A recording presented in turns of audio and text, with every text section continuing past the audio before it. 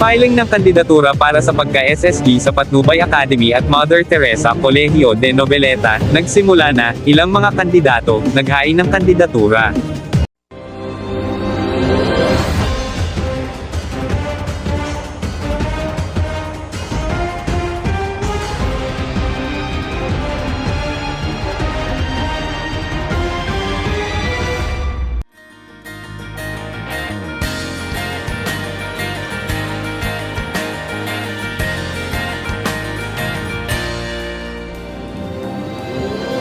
Magandang gabi, Luzon, Visayas, Mindanao.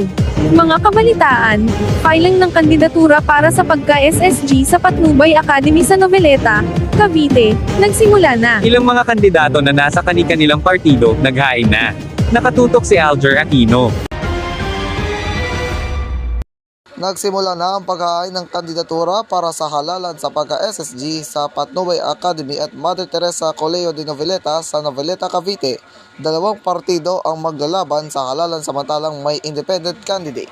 Si Balitaan Plus founder Arkin Juan David Cabuyaon ay tatakbo muli bilang grade 9 representative sa ilalim pa rin ng Partido Balita na naging independent matapos matalo noong nakaraang halalan SSG Party.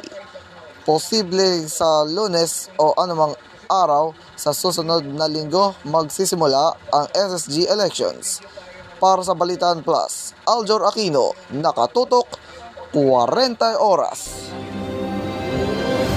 At iyan ang mga balitang inyong tinutukan sa paaralan ngayong gabi ng Martes.